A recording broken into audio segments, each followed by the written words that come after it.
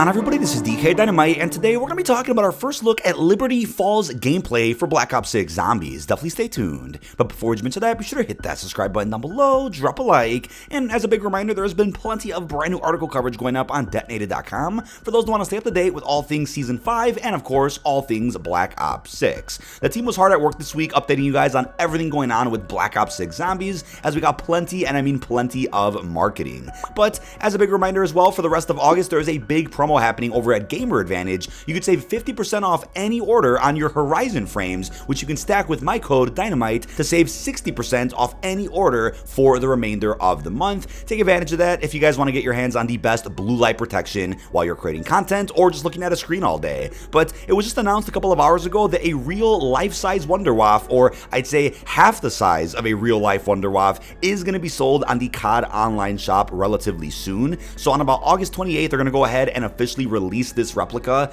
to the shop online. It's unclear how much it costs just yet, but it is cool how they also had a ray gun, I think it was like a year and a half ago-ish, that was pretty expensive, so I'm guessing the Wunderwaffe might be in that price range as well. This is great to see though, with some more Zombies love on the COD online shop. Hopefully they put out some more affordable items in the shop though at some point in the future, especially when it comes to wonder weapons or any type of memorabilia from the Aether storyline. But yesterday I did post a 1-hour breakdown of everything going on with Black Ops 6 Zombies. We reacted to the gameplay trailer, the 60 minutes of raw footage that was posted by select content creators, and we went through the entire COD blog, which had so much information in it. But after that video was already put up, there was a intel drop that also went ahead and released, and I actually was still streaming, so I reacted to it on stream for you guys. But as you guys may have missed, they did give us a bit of a glimpse of the narrative for Black Ops 6 Zombies, a deeper dive with some folks over at Treyarch like Dan Loffer, we have Kevin Drew, and of course the man himself, Craig Houston, right? They're looking as hyped as ever for this new iteration of the mode, and they kind of just give us a rundown again of our main crew that will be playable over on Terminus. That's Weaver, Carver, Gray, and of course a new character named Maya. Now I want to circle back as to what I think is going to be happening with the crew and even Liberty Falls a little bit later in this video,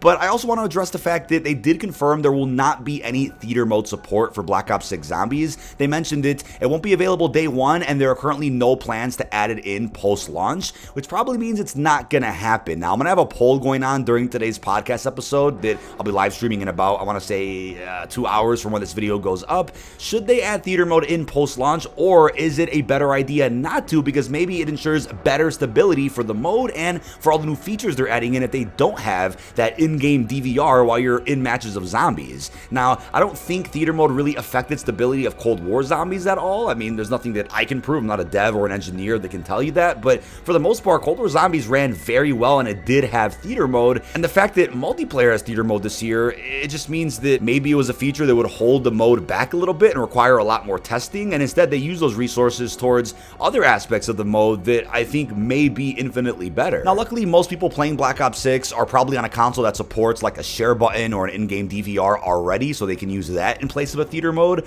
or maybe they're on PC and there's something like the Shadow Play or the Elgato program they can use that has flashback recording, or even other programs like NVIDIA or even Steam that has built-in recording as well. So at least there's alternatives for those out there that want to use a theater mode-like function. But at the very end of the gameplay trailer yesterday for Terminus, we did get a really cool glimpse of Liberty Falls, the second round-based map that'll also be available day one in Black Ops 6 on October 25th. We're going to circle back to whether or not I think early access is still going to happen later in this video, because I think if there is any early access, it'll probably just be for Liberty Falls. But thankfully they did confirm there'll be live gameplay of this round-based map at COD Next on August 28th, beginning at 12 o'clock Eastern. I'll be live streaming in Washington, D.C. with hands-on multiplayer and even hands-on with Liberty Falls. I'm really excited about this, and obviously apart from the live stream, I'll also be recording plenty of gameplay, and I'm breaking even more down in the form of videos even after the COD Next broadcast. But I did put out a tweet on my main account yesterday asking you guys what feedback you guys had for the game mode so far. Based on the footage that was revealed, what do you want to learn more about, or what do you think some good criticism is for the mode that I can then share with developers at COD Next? Feel free to reply to that tweet I put out or in the comments of this video, and I'll be sure to reference all of that when I do fly to DC at some point soon. But what's cool, first of all, about Liberty Falls is that they already confirmed the map takes place narratively relatively at the same time as Terminus. And I'm curious, right, since the director isn't at Black Site 13 on that island, is he over in West Virginia? I mean, there was intel in Cold War that suggested that West Virginia was going to be really important for Project Janus, and what do you know, you could see a Project Janus truck in the background of some of this gameplay. So the fact that the director really wanted to get to West Virginia probably means he might make an appearance in the map itself, whether it's through the egg, whether it's through the ending cutscene. I'm really curious though, maybe if our crew over at Terminus finds out the whereabouts of the director and they discover that he's in West Virginia, maybe they go there, whether it's off screen or in some type of post-launch update for the map that could be in like Season 1 or something, where maybe if you decide to play Liberty Falls as the main crew from Terminus, you'll get some more narrative. Maybe they add in an extra quest when you play as those characters that kind of builds on the narrative of the fact that they're looking for Edward Richtofen. Just a cool idea I had, but either way, I do think Liberty Falls is about to be the Maschine of Black Ops 6, whereas Terminus is more like the Shadows of Evil or the Blood of the Dead, a massive space with so many different Easter eggs, whereas Liberty Falls is a much smaller map, but still offers a good amount of content, replayable gameplay, and probably a really fun quest that maybe isn't the same length as a quest like Terminus, but is still something that is along the lines of what we saw at launch of Cold War. Now, I have seen discussions, right? The town that we can see in West Virginia kind of resembles the same town as Tranzit from Black Ops 2. I've seen image comparison, and I can kind of see what people are saying when it comes to the church, the building on the left, where the Pack-a-Punch may be. I can see the resemblance a little bit, but shall I remind you, and it's always funny to say that Tranzit didn't invent towns, didn't invent the idea that, oh, if there's a zombies map that has a small town, it just has to be a remake of the 2012 map, right? It probably isn't the same area that we saw from Black Ops 2, but maybe there's loose or light inspiration in certain parts of the map, kind of similar to Maschine, except on a bit of a different level, where Maschine had Nocturne and Toten remastered at the spawn area, so maybe Liberty Falls is something a bit similar, although I'm not confident about that. There is a moment of the gameplay trailer where you can see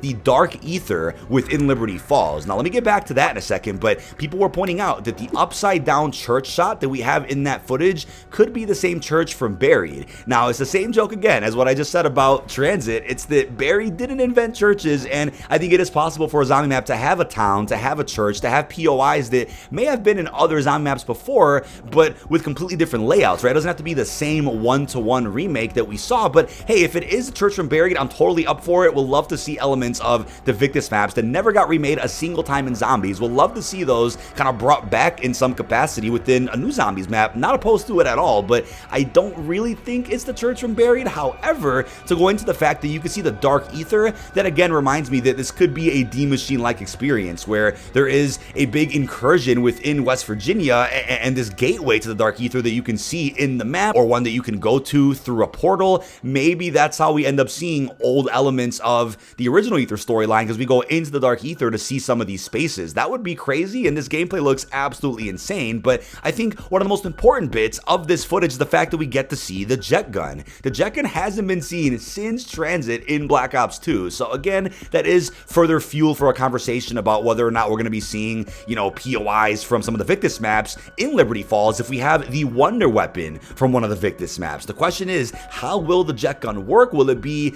a big weapon that you have to build using like 5 or 6 parts, or is it just a standard Wunderwaffe now, similar to the Beam Smasher that we have over on Terminus, similar to the Die Shockwave from Cold War, where maybe you pick up a couple of parts, maybe you just pick up the whole thing from doing a quest? That's unknown as of now, but if you do have to build it again, hopefully it doesn't break into a million pieces after using it for a little period of time. There's so much opportunity to make the Jetgun a much better Wunderwaffe than it ever was, and I'm also excited to see what could happen when you Pack-a-Punch this thing up to 3 times, maybe, similar to how you can do that with the Die Shockwave over in Cold War. But I'm also curious, what else could be bleeding out from the Dark Ether that'll make its way from the original storyline into our new Dark Ether storyline? That has me really damn excited. Hopefully I get my hands on the Jetgun with the early play session over at COD Next. Now, I have seen questions asking if I think there's going to be a Liberty Falls gameplay trailer before Next, and it kind of goes back to a discussion that I had before the Truth Dies marketing began, which is that if we're getting hands-on with zombies at Next,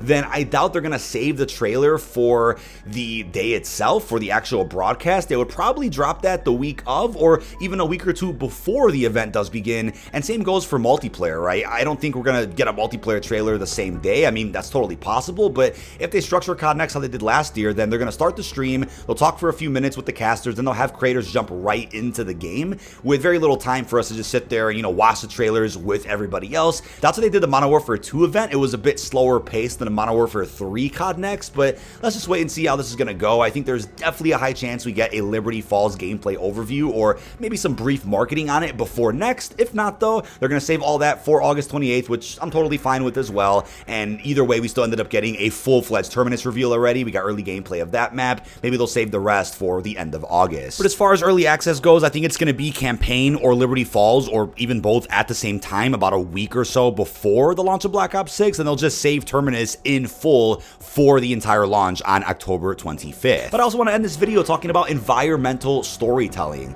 So what's really cool about the Terminus gameplay we got to see is that as players navigated through different areas of the map, they were able to see some humans, probably prison guards, and maybe other inmates that went ahead and got eaten by zombies, which I think was cool just for the storyline of the map to kind of understand where the hordes come from. And we know that on Liberty Falls, it's a small town in West Virginia. There's shops around, apartment buildings, houses, so I'm sure we'll see similar types of situations happening with innocent civilians getting taken over by zombies. We kind of got a short glimpse of that already from some of the marketing we got on the truthdies.com. We can see people running through houses, zombies kind of taking over the town itself. Maybe we'll see that as we open up and navigate through different areas of Liberty Falls. But that is about it. This has been dkdynamite. Leave your thoughts down below in the comment section. What are your thoughts on everything you know about Liberty Falls thus far? Are you excited for the gameplay reveal that's going to be over at COD Next? And how are you feeling about the return of the Jetgun and even a dark Aether church? Really hope you've enjoyed, and peace out, everybody.